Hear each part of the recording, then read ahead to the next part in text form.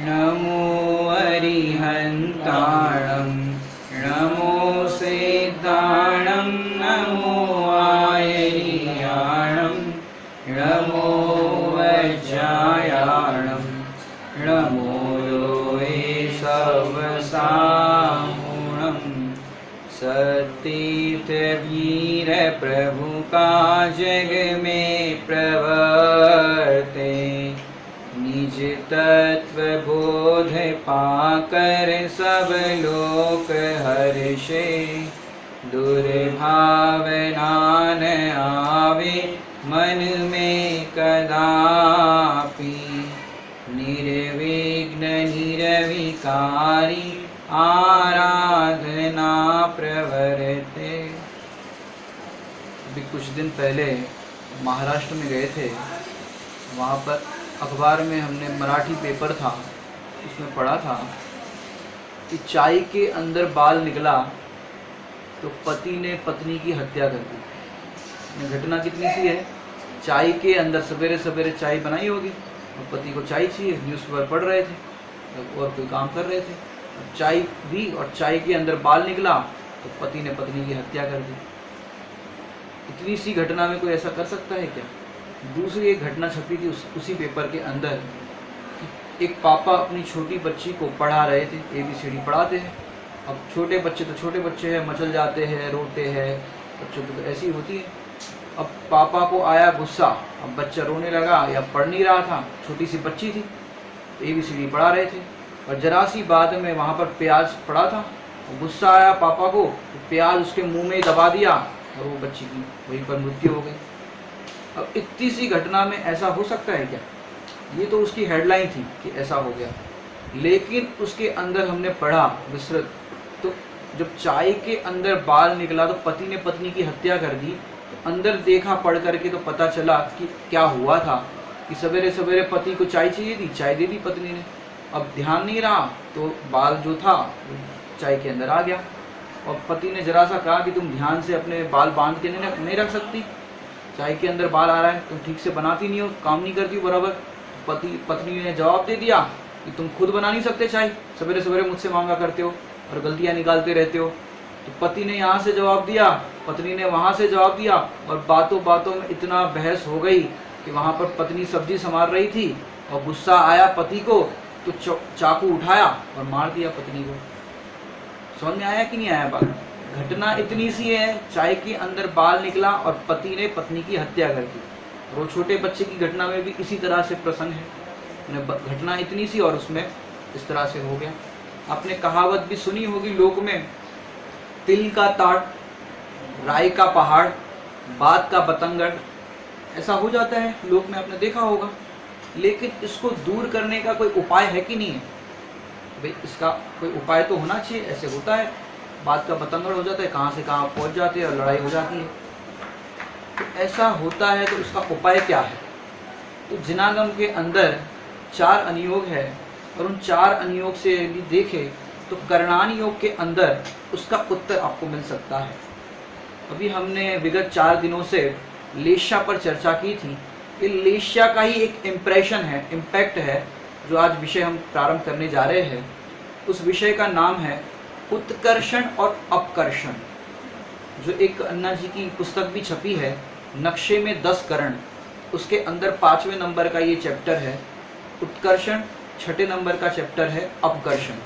तो उसका थोड़ा आधार लेकर के कहे तो हम इसकी थोड़ी अपने जीवन शैली के अंदर हमारे ऐसी घटना ना घटे, इसलिए हम भेद विज्ञान किस तरह से करें, हमारे पापों का उत्कर्षण ना हो और पाप बढ़ ना जाए, जिससे हमें आगे उसको भोगना पड़े। तो इससे हम चर्चा करते हैं। पहले हम आपको परिभाषा बताएं, उससे पूर्व एक दृष्टांत देना चाहते हैं। उस दृष्टांत से आपको वो चीज़ समझ में आएगी।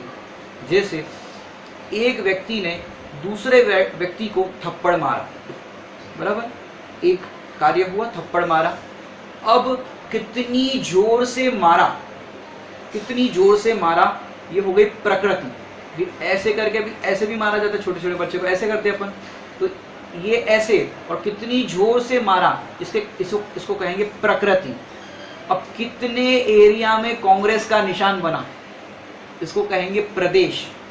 और कितने टाइम तक वो झंझनाहट रही उसको क्या कहेंगे स्थिति, और कितने टाइम तक दर्द रहा, कितने टाइम मतलब कितना जो एरिया जो है उसमें कितने टाइम तक है वो अनुभाग, फल माने 1 दिन 2 दिन 3 दिन कितने टाइम तक रहा उसका दर्द, वो है फल माने कितना दर्द रहा ये उसका फल है, और कितने टाइम तक रहा वो स्थिति है उसकी, कितना दर्द रहा ये है फल।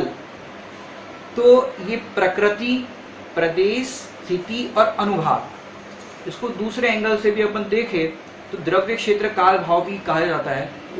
इसी को अगर इसमें घटित करें प्रकृति, प्रदेश, स्थिति, अनुभाग, तो देखा जाए तो आग लगती है तो अपन क्या करते हैं, फायर ब्रिगेड वाले को बुलाते हैं। अब पहले बुलाते हैं तो पहले वो पूछता क्या है कि कौन सी आग लगी, नेचर पता होना चाहिए, प्रकृति कौन सी, शॉर्ट सर्किट की आग लगी है, गैस कांड हुआ है, कौन सी प्रकृति की आग लगी है, तो वह है प्रकृति। अब कितने एरिया में लगी है, ये आग बुझाने के लिए हमको जितने भी साधन चाहिए उतने लेकर के आएंगे। अब जरा सी एक छोटी सी जगह पर लगी है तो उतने साधन लाएंगे, बड़ी बिल्डिंग में लगी है तो उतने फायर ब्रिगेड लेके आएंगे। तो कितने एरिया में हुई है, प्रदेश। साथ साथ ये भी पूछेगा भाई कब से लगी है, अभी अभी लगी है, क्योंकि तुरंत लगती है तो आसपास वाले जितने भी लोग होते बुझाने का प्रयास करते, जब बुझा नहीं पाते तब फायर ब्रिगेड से संपर्क करते हैं। तो कितने टाइम से लगी, यह स्थिति। और फिर अगले दिन अखबार में छपेगा कितनी जान हानि हुई, कितनी माल हानि हुई, यह है फल। ऐसे प्रकृति, प्रदेश, स्थिति और अनुभाग 4 चीजें हो गई। अब हम आपको परिभाषा बताते हैं इसकी। उत्कर्षण और अपकर्षण, विषय का नाम क्या है, उत्कर्षण और अपकर्षण। इसकी परिभाषा बहुत ही सरल है। उत्कर्षण माने क्या कि कर्मों की स्थिति और अनुभाग का बढ़ना, इसको कहेंगे उत्कर्षण। और कर्मों की स्थिति और अनुभाग का घटना, इसको कहेंगे अपकर्षण। उत्कर्षण और अपकर्षण सरल है। 4 चीजें हमने बताई, प्रकृति, प्रदेश, स्थिति और अनुभाग। तो प्रकृति प्रदेश का तो यहाँ पर जरूरत नहीं है, मेन बात है कर्मों की स्थिति और अनुभाग में, क्योंकि कैसे कर्म बांधे हुए प्रकृति, कितने कर्म बांधे वो है प्रदेश, वे उसमें तो कुछ नहीं कर सकते जिस प्रकृति के बांधे, और जितने प्रदेश माने जितने सत्ता बांधी अपन ने कर्म की, उसमें तो कुछ नहीं कर सकते। लेकिन स्थिति और अनुभाग में परिवर्तन हो सकता है। लंबे टाइम तक के कर्म बांधे हो तो उसको कम कर सकते हैं, और ज़्यादा कम कर्म बांधे हो उसको बढ़ा भी सकते हैं। तो ये कर्मों की स्थिति और अनुभाग का बढ़ना, इसको कहेंगे उत्कर्षण, और कर्मों की स्थिति और अनुभाग का घटना, सो है अपकर्षण। थोड़ी सी चर्चा अपन करें तो अपन ने लेश्या की जो चर्चा की थी, यदि लेश्या के बारे में हम थोड़ा सा इसको जो हमने बताया कि इसका इम्प्रेशन है, इसका इम्पैक्ट है, तो आपको एक मैंने दृष्टांत दिया था टिफिन वाला। उस टिफिन वाले दृष्टांत से अपन अगर समझे तो टिफिन के अंदर अपनी पाप प्रकृतियां पड़ी है। अब उस पाप प्रकृतियों के साथ साथ यदि अशुभ लेश्या का वर्तमान में बल मिल जाए, पहले ही तो पाप का टिफिन भरा था और वर्तमान में अशुभ लेश्या का बल मिल जाए, माने वर्तमान की लेश्या अपनी अशुभ हो, तो उससे जो नवीन कर्म बंध होगा तो वो कैसा होगा, पाप बंध तो पहले ही से था, पाप प्रकृतियां तो पहले से ही थी, तो अशुभ लेश्या का निमित्त पा करके वो पाप प्रकृतियों का क्या हो जाएगा, बढ़ना हो जाएगा, जिसको यहाँ पर कहेंगे उत्कर्षण। और दूसरी बात कहे तो उस टाइम पे अपन ने पाप प्रकृतियां बांधी थी, अब क्या हुआ कि वर्तमान में शुभ लेश्या का निमित्त बना, तो शुभ लेश्या का निमित्त बनने पर क्या हुआ, वो जो पाप प्रकृतियां बांधी थी वो घट गई शुभ लेश्या के निमित्त से। तो इस तरह से पाप प्रकृतियों का बढ़ना अशुभ लेश्या का निमित्त पा करके, और शुभ लेश्या का निमित्त पा करके शुभ पाप प्रकृतियों का घटना, तो उसको क्या कहेंगे, अपकर्षण। सरल दृष्टांतों से अपन थोड़ा समझेंगे, क्योंकि यहाँ पर विशुद्धि की भी अपन अपेक्षा लगाए, तो विशुद्धि बढ़ेगी तो शुभ लेश्या होगी, और शुभ लेश्या होगी तो कर्म प्रकृतियों का क्या होगा, अपकर्षण होगा, पाप प्रकृतियों का अपकर्षण होगा। और पुण्य प्रकृतियां यदि सत्ता में पड़ी है और शुभ लेश्या का निमित्त होगा तो पुण्य प्रकृतियों का बढ़ना होगा। इस तरह से पुण्य पाप, या दूसरी भाषा में गए तो साता असाता वेदनी में भी अपन इस तरह से घटित कर सकते हैं। तो अपन उसको प्रैक्टिकल दृष्टि से विचार करेंगे कि परिभाषा तो इतनी है, कर्म की स्थिति अनुभाग बढ़ना और कर्मों की स्थिति अनुभाग घटना। अब उसमें हमें क्या करना है और किस तरह से ये अपकर्षण और उत्कर्षण होता है, तो आइए हम समझते हैं इस उत्कर्षण और अपकर्षण को। जैसे एक सरल से दृष्टांत से अपन करें, जैसे सर्दी हो जाती है हमको, इसमें 2 in 1 बताएंगे, सर्दी हो जाए तो क्या करना और कर्मों का भी हम इसमें घटित करेंगे। सर्दी हो जाती है तो हम क्या करते हैं भैया, जो इलाज करते हो, लेकिन अगर प्राकृतिक दृष्टि से देखें, नेचुरोपैथी की दृष्टि से यदि देखें और लोगों के खान पान की दृष्टि से भी अगर देखें, तो 3 दिन तक अगर आप उबला हुआ पानी या गर्म पानी पर रह जाओ और कुछ भोजन नहीं करो, 3 दिन तक सिर्फ गर्म पानी पियो, तो गर्म पानी 3 दिन तक पियोगे तो आपकी सर्दी वैसे ही भाग जाएगी, मात्र 3 दिन। आपने अगर मोदी जी के भी इंटरव्यू को देखा हो तो मोदी जी से पूछा गया कि भाई आपको यदि सर्दी जुकाम हो जाता तो क्या करते हैं, कोरोना वगैरह सब चल रहा है तो जुकाम का उसमें प्रभाव बताया जाता है, तो आपको यदि होता है नॉर्मल डेज में तो क्या करते हो। तो मोदी जी ने बताया कि मैं कोई डॉक्टर के पास नहीं जाता हूँ, ना मैं कोई इलाज कराता हूँ, मैं बस 3 दिन तक उबला हुआ गर्म पानी पीता हूँ। अब वो मोदी जी चाहे तो कितने ही डॉक्टरों की लाइन लगा दें, हो सकता है कि नहीं, प्रधानमंत्री हमारे, लेकिन वो भी मोदी जी भी हमारे भारतीय क्या करते हैं, अपनी प्रकृति माने जो प्राकृतिक चिकित्सा है उसको फॉलो करते हैं, अन्य जो एलोपैथी दवाइयाँ और उस सब चीज़ों के चक्कर में नहीं पड़ते। तो 3 दिन तक उबला हुआ पानी पियो तो सर्दी ठीक हो जाएगी। लेकिन यदि आपने सर्दी हो रही है, आपकी नाक बह रही है और आपने चने खा लिए, छोले खा लिए और वैसी चीज़ खा ली, तो क्या होगा कि आपकी जो सर्दी हो रही है उसका हो जाएगा उत्कर्षण। जो चीज़ 3 दिन में ठीक हो सकती थी अगर आप इस तरह से फॉलो करते तो, लेकिन वो सर्दी अब 7 दिन तक बढ़ जाएगी क्योंकि आपने चना खा लिया, छोले खा लिए, तो आपने रोग का कर दिया उत्कर्षण, और यदि उसकी बराबर चिकित्सा करते तो रोग का हो जाता अपकर्षण। ये तो हमने रोग के दृष्टांत से देखा। ऐसे ही हम देखें तो जेल के अंदर भी आपने देखा होगा कि जेल में जो कैदी होते हैं, चाहे उसने कोई सा भी अपराध किया हो, लेकिन वो जेल के अंदर उसका आचरण अच्छा हो, वहाँ पर जेल में जो भी उनका सुबह से शाम तक का नियम कानून होता है, सशक्त काम करने वाला भी जेल होता है, तो वहाँ पर यदि वो अपना काम समय पर करे, किसी से लड़ाई झगड़ा नहीं करे और उसका आचरण अच्छा हो, तो क्या होता है, आपने देखा है क्या प्रावधान है कि समझो उसकी 5 साल की सज़ा है तो वो घटा करके 2 साल या 2.5 साल 3 साल भी हो सकती है। इस तरह से होता है, उसके आचरण को देख करके उसकी सज़ा घटा देते कि नहीं ये इनका आचरण अब सही है, उन्होंने जैसा भी जो भी अपराध किया था ठीक है, लेकिन अभी वर्तमान में वो उनका बराबर है, उनकी सज़ा कम कर दी जाती है। और जेल के अंदर ही लड़ाई झगड़ा करने लग जाए और किसी को वहीं पर हाथापाई कर दे और नया केस बना दे, तो क्या होगा, उस जेल में उसकी सज़ा का हो जाएगा उत्कर्षण। ऐसा लोक में भी आप देखते हैं। ऐसे ही हम यहाँ पर भी देखें, बच्चे को बताते दृष्टांत, बाइक चलाते हैं तो बाइक आप स्पीड में चलाते हैं, नए लड़कों को, नवयुवकों को क्या होता है, स्पीड में चलाना अच्छा लगता है। अब फास्ट बाइक चला रहे थे और एक जगह पर आपने ब्रेक लगा दी और वहाँ पर समझो एक पुलिस वाला खड़ा था, अब उसको टच भी नहीं हुआ, लेकिन उससे पहले ही आपने ब्रेक लगा दी, तो फिर वो कहेगा अंधे हो क्या, देख कर नहीं चला सकते। तो अगर आपने जवाब दे दिया कि भाई आपको टच तो हुआ नहीं, आपको लगा तो नहीं, लगा होता तो कोई बात थी, आप हमें क्यों डांट रहे हो, अब क्या होगा, बात बढ़ जाएगी नहीं बढ़ जाएगी, तो ये बात का बतंगड़ हो जाता है और सजा बढ़ती है, ये उत्कर्षण। और उसी टाइम पे आप बोलते हो सॉरी सर और सॉरी फेस आपका दिखाते तो क्या होता, कोई बात नहीं बेटा आगे से ध्यान रखना। इस तरह से आप उस सजा से आपका अपकर्षण हो जाता। ये अपन छोटी छोटी घटनाओं में क्या होता है, बात का बतंगड़ हो जाता है, बातें बढ़ जाती है और सजा बड़ी हो जाती है। अब देखो छोटा सा बालक हो, उसको मात्र ये 2 उंगली इस तरह से सिर में मारो तो छोटा बच्चा को दंड देगा कि नहीं देगा, उसका एक्सप्रेशन आपको बताएगा। अगर जरा सा अपने 2 उंगली ऐसे मारी, वैसे गुस्से से देखेगा, क्यों मार रहे हो मुझे, भले ही वो कुछ ज़्यादा ना करे पर क्यों मार रहे हो मुझे, ऐसा एक्सप्रेशन करेगा। अब यही 2 उंगली ट्रैफिक हवलदार होता है सड़क पर, चौराहे पर, उसको यदि ये 2 उंगली मार दो तो क्या होगा, उसका फल क्या आएगा, और फिर आपको केस बना के लेके जाएगा वहाँ पर, और वहाँ पर जो उसका मेन थानेदार है उसके सर पर आपने 2 उंगली मार दी तो क्या होगा, यही 2 उंगली थानेदार पर, और आपको जेल के अंदर बंद कर रहे थे तो पुलिस वाले को भी आपने धक्का मार दिया जो बंद कर रहे थे, फिर क्या होगा, और केस बना करके आपको कोर्ट में लेके गए और कोर्ट में समझो कोई भी चीज़ वहाँ पर पड़ी थी, पत्थर पड़ा था, वो अपने जज साहब को मार दिया, फिर क्या होगा, अब केस बढ़ता जा रहा है। अगर आप उसी टाइम पे सॉरी बोल देते गलती से भैया लग गया, हाथ लग गया, सॉरी, तो आपकी सज़ा कम हो सकती थी या तो आपको सज़ा बहुत कम मिल जाती, लेकिन आप करते ही जा रहे हो, करते ही जा रहे हो, तो क्या हो रहा है, सज़ा का उत्कर्षण हो रहा है। अब यही 2 उंगली यदि मोदी जी के सर पर कर दो तो, और यही 2 उंगली यदि ट्रंप के सर पर कर दो तो सज़ा का देख लो।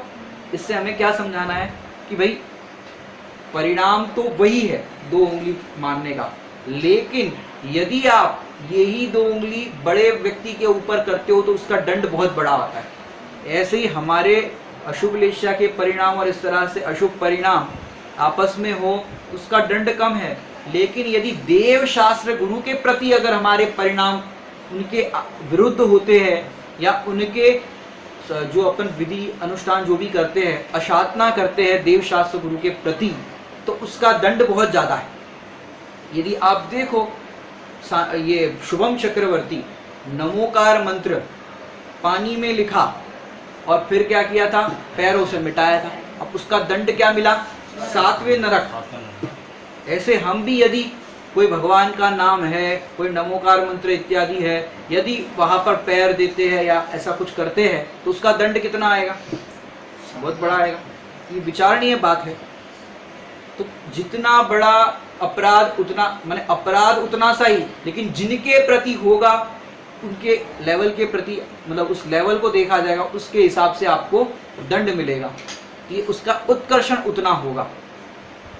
हम देखो अपन लोक में देखते हैं किसी से 1 लाख रुपए अपने को लेने हैं, 1 लाख रुपए लेने के लिए अपन गए, 100 रुपया किराया लग गया वहाँ जाने का, और फिर अपन ने भैया हमारे 1 लाख रुपया देना, और अपन ने तो गुस्से में आके चाय जैसा उसके साथ बर्ताव किया, गाली देने लग गए, चाय जैसा उससे कहने लग गए। अब वो व्यक्ति को अपन ने गाली दी, चाय जैसा अपन ने कह दिया, अब उसने तो जेब में से 100 रुपये निकाले और पकड़ा दिया, लो तुम्हारा ये 100 रुपया पकड़ो और 1 लाख रुपए तुम्हें नहीं मिलेंगे, चाहे जो बने वो कर लो। ऐसा होता है। अगर अपन अच्छे से बात करते, प्रेम से बात करते तो वो कदाचित दे भी देता, लेकिन अपन ने गाली दे दी, चाहे जैसा उसको बुरा भला कह दिया, तो क्या हुआ, जो 1 लाख मिलने थे उसका क्या हो गया, अब 100 रुपया घट करके मिल गया। ये हो गया अपकर्षण। और कई बार अपन सामने वाले से अच्छा व्यवहार करते हैं, कई बार अपन समझते कि इनके पैसे तो डूब ही गए, आना ही नहीं है, फिर भी अपन बोलते कि बोल बिगाड़ने से क्या फ़ायदा, वचन बिगाड़ने से क्या फ़ायदा, क्लेश करने से क्या फ़ायदा, तो भी अपन अच्छे से जय जिनेन करते हैं और उनके परिणाम वहाँ बदल गए, अरे भैया आपके 3 साल पुराने पैसे बाकी है, हमारे पास आए, आप ले लो, ब्याज के साथ ले लो। माने ऐसे परिणाम, यहाँ पर अपनी लेशिया शुभ हुई तो यहाँ सामने वाले के परिणाम भी अच्छे हो जाते। ये परिणामों का भी निमित्त नैमित्तिक का संबंध है। यहाँ परिणाम हमारे किसी के प्रति खराब हुए मन में, तो सामने वाले के भी मन में परिणाम आ जाते हैं। इसको अपन दूसरी इंग्लिश की भाषा में कहते हो टेलीपैथी। यहाँ अपने परिणाम खराब हुए, वहाँ उनके खराब हुए, ऐसा निमित्त नैमित्तिक संबंध है। और देखो परिणामों का, माने शुभ परिणामों का भी कैसे उत्कर्षण या फल बड़ा आता है। जैसे आपने धन्य कुमार चरित्र की कथा सुनी होगी, उसमें पूर्व में उसके बहुत पाप के उदय थे, क्योंकि पाप बांधे थे, लेकिन अकृत पुण्य का जो भाव था उसके अंदर घर में खाने के भी उनके पास दाने नहीं थे।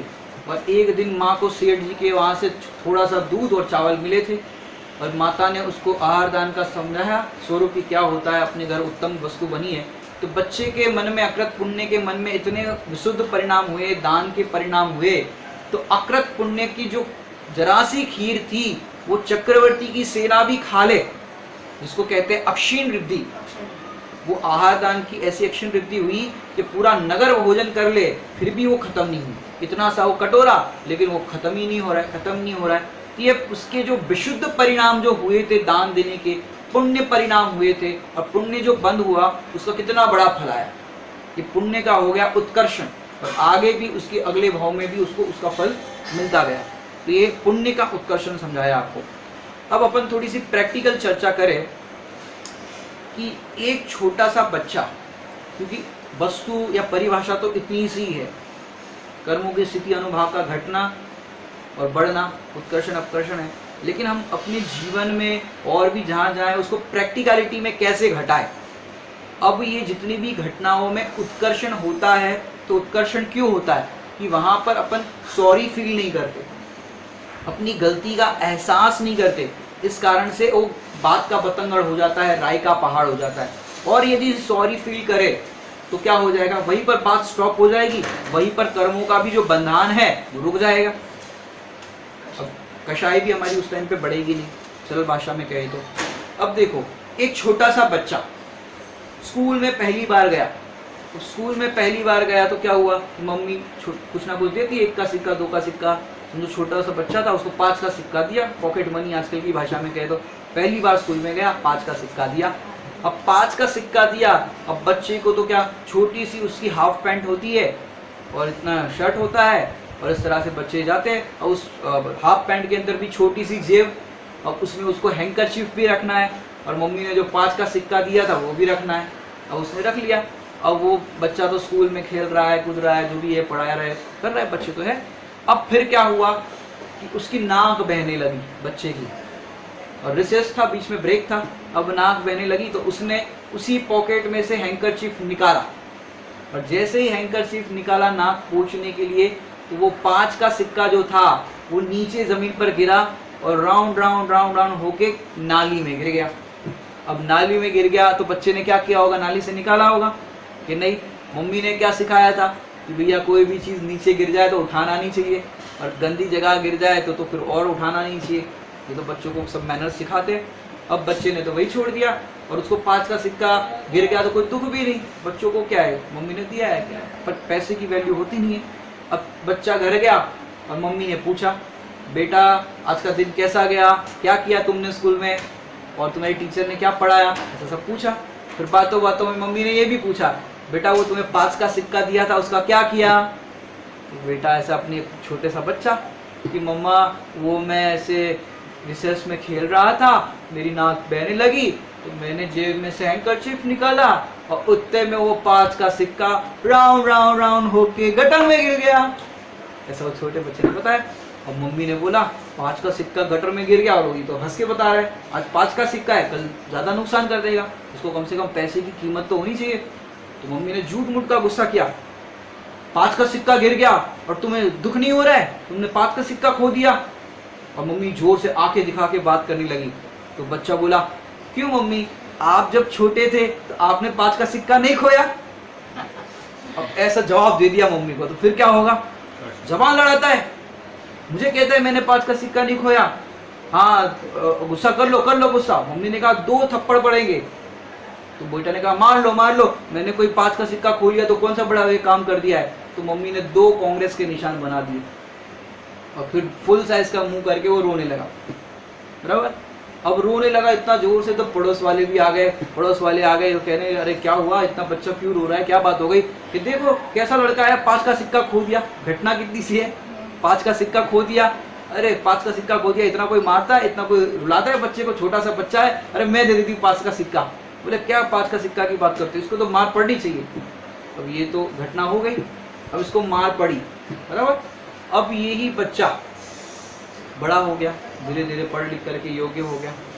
अब क्या हुआ कि फिर उसको पढ़ाई लिखाई तो हो गई, पिताजी ने कहा कि बेटा अपना घर का बिजनेस है, बिजनेस में हाथ बटाओ, सीख जाओ, अब तुम संभालो, हम धर्म ज्ञान में अपनी तीर्थ यात्रा वगैरह स्वाध्याय आदि करते हैं, तुम करो, सब संभालो काम। तो पापा ने कहा कि बेटा एक ध्यान रखना, ये जो पार्टी है या ये लोग हैं, उनसे बच के रहना, उनके साथ व्यवहार नहीं करना, उनके साथ बिजनेस नहीं करना, क्योंकि ये मीठा मीठा बोल करके क्या करते हैं, बातों में फंसाते हैं और फिर पैसा लेकर के सुमंतर हो जाते हैं। तो वो लड़के को लगा मैं MBA पढ़ा हुआ, मैं सब कुछ जानकार, तो पापा जी क्या जाने आज की दुनिया के तौर तरीके, हम सब जानते हैं। उसने कहा ठीक है, जैसा पापा ने कहा ठीक है। अब फिर क्या हुआ, जिससे मना किया था उसके साथ ही उठने बैठने लग गया। वो जो था उसके साथ वो कहे कि चलो आज फिल्म दिखाने ले जा रहे हैं, और फिल्म के पैसे भी नहीं लिए, और ऊपर से नाश्ता भी कराए और खिलाए पिलाए और अच्छे से रखे। उसको लगा देखो कितना अच्छा है, एक तो पैसे मुझे खर्च करने भी नहीं दे रहा है, खुद इतने खर्च कर रहा है और पैसे भी नहीं ले रहा है। देखो पापा कह रहे थे तो पैसे हमारे से उड़ा ले जाता है। फिर एक दिन इतना विश्वास बन गया, पापा ने कहा था वो तो बात सब भूल गया। अब उसने कहा कि एक भैया 5,000 रुपये देना, मैं ज़रा आधे घंटे 1 घंटे बाद देता हूँ। उसने कहा ठीक है, 5,000 रुपये बड़ी बात नहीं है उसके लिए, करोड़ों का बिजनेस हो तो। अब फिर क्या हुआ कि उसने 5,000 दे दिए। अब फिर 1 घंटे के बाद उसने वापस कर दिए कि देखो, उसने कहा 1 घंटे बाद दे देगा और वापस कर दिए। पापा कहते थे ऐसा है वैसा है, पापा नहीं समझते। फिर थोड़े दिन बाद उसने कहा कि भैया 50,000 देना, मैं अभी देता हूँ 2 दिन में। ठीक है 50,000 कोई बड़ी बात नहीं है, और दे दिए।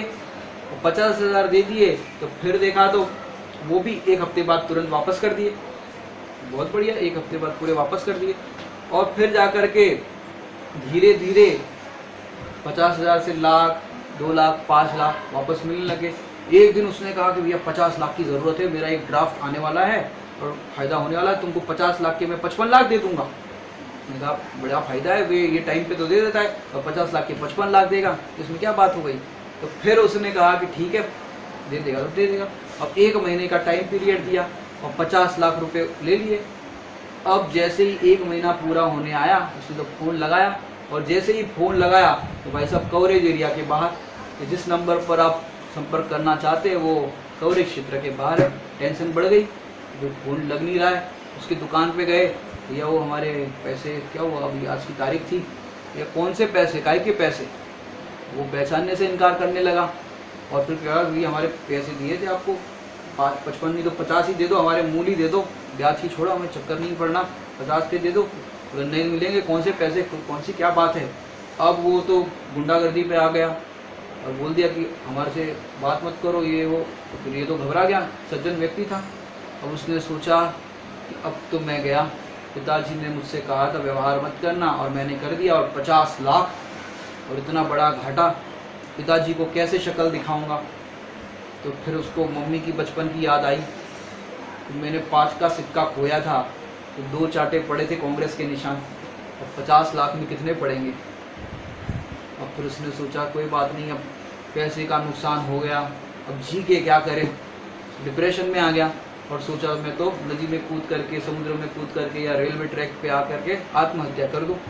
लेकिन उसने सोचा पापा जी ने इतना पढ़ा लिखा करके योग्य बनाया, इतना सब कुछ किया, अब क्या करे।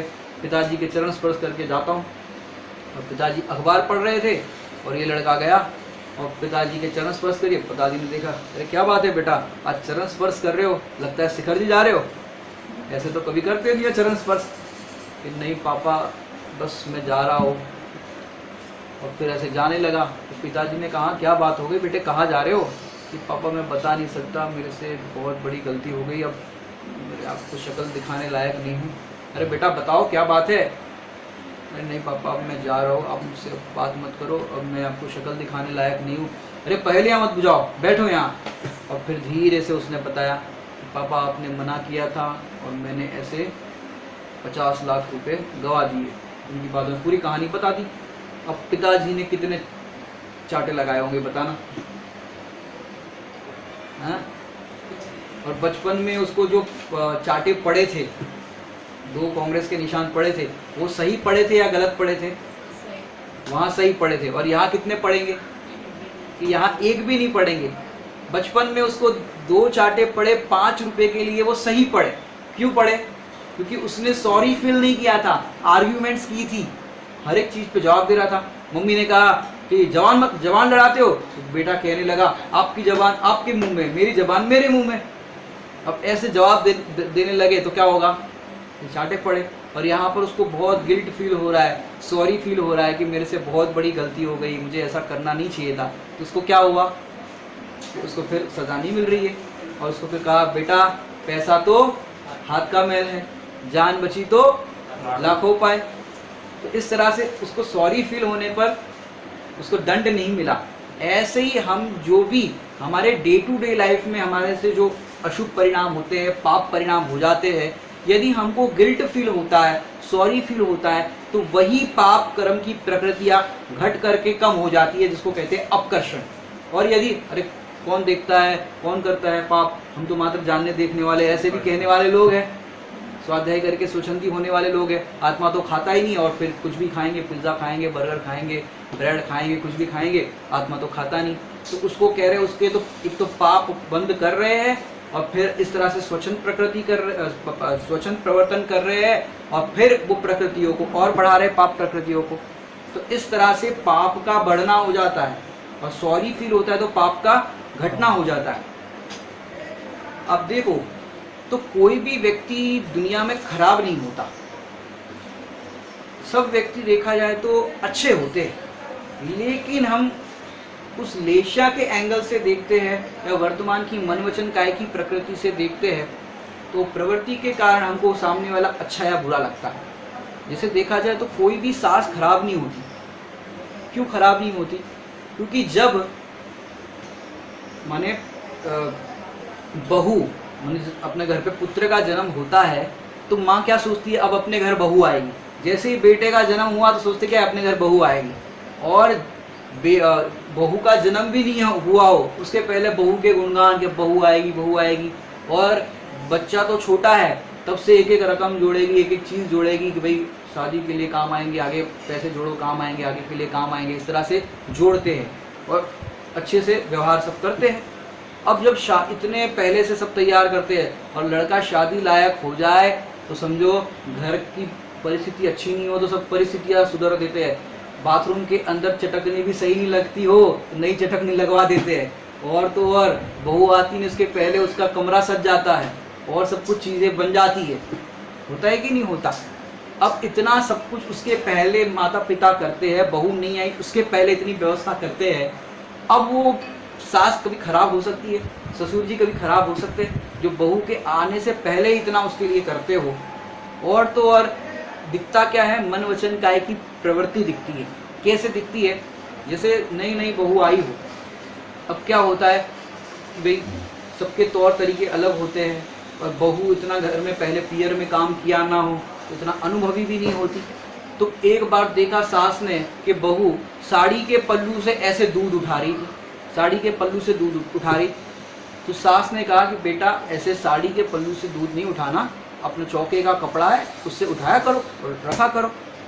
उसने कहा ठीक है मम्मी। उसने भले ही कहा ठीक है मम्मी, लेकिन अंदर में क्या लगा, ये तो बोलते रहते हैं और वो कहेगी ऐसा करो वैसा करो, देखो तब सुनाते रहते हैं। अब अंदर में उसको यही चल रहा है, भले कह दिया ठीक है मम्मी। फिर क्या हुआ अगली बार फिर 2-4 दिन बाद फिर से देखा वो पल्लू से दूध उतार रही थी। तो सास ने कहा बेटा 3 दिन पहले तुझे बताया था पल्लू से दूध मत उतारा। अरे हाँ मम्मी सुन लिया, वो मैं ध्यान नहीं रहा, मैंने ऐसे रख दिया। अब 2 हफ्ते बाद फिर से वही गलती दिखाई दी। क्या होगा फिर? बेटा बहरी हो क्या? तुमको 2 हफ्ते पहले बताया था इस तरह से दूध नहीं उठाना चाहिए, फिर भी वैसे दूध उतार रही हो। कि अब मैं ध्यान रखूंगी। वही बात खत्म हो गई। और फिर 3 हफ्ते बाद मैंने तीसरे हफ्ते में फिर से ऐसे दूध उतारे। फिर क्या होगा कि तुम किचन में काम ही मत करो, तुम ढंग से काम नहीं करती हो, अब ये ऐसे पल्लू से दूध उतार रही हो, कितनी बार तुमको मना किया, तुम्हारी मम्मी ने यही सिखाया, ऐसा मतलब पूरा लेक्चर सुनाने लग गई। अब सब पता है सब क्या होता है। अब इतना पूरा सुनाने लग गई तो रोने लग गई बहू कि देखो मेरी सास मुझे ऐसा कहती है, बहरी हो, पागल हो, मूर्ख हो, चाहे जैसा कहने लगी मेरी सास। अब वो बहू ने क्या किया, वो शब्द पकड़ लिए, बहरी हो, पागल हो, मूर्ख हो, बेअकल हो, काम करना नहीं आता। अब ये सारे शब्द पकड़ लिए।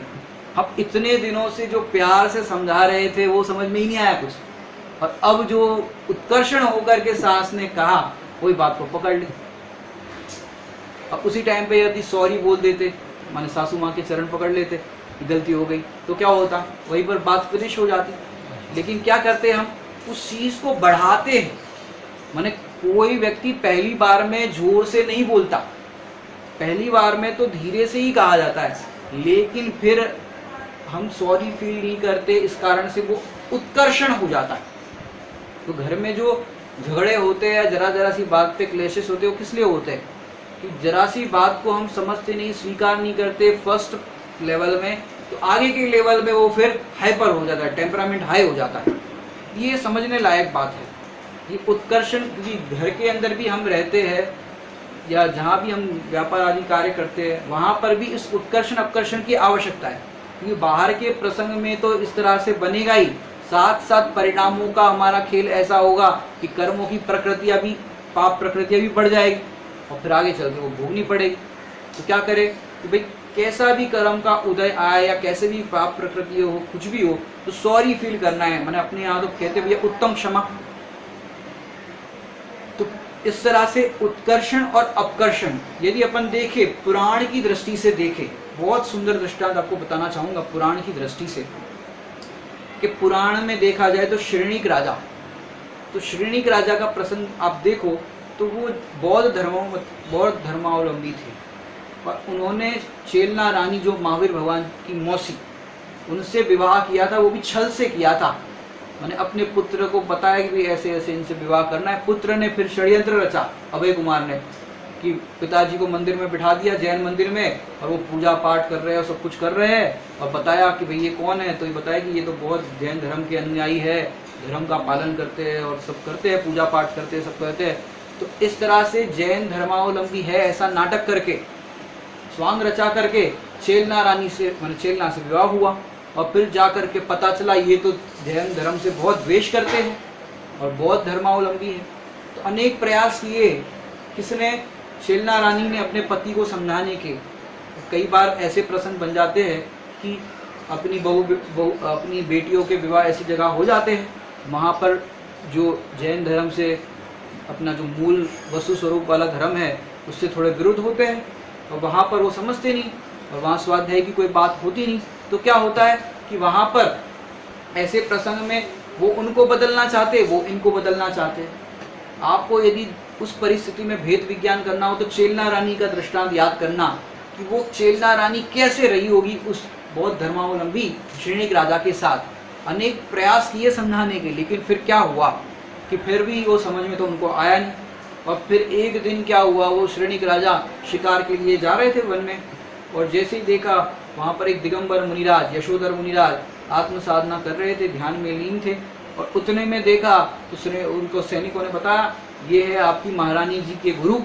अच्छा, ये है गुरु, ढोंगी, पाखंडी। और उन्होंने वहाँ पर एक सर्प जा रहा था या पड़ा हुआ था, मरा हुआ था, उस मरे हुए सर्प को गले में डाल दिया मुनिराज श्री के, और फिर चलते बने।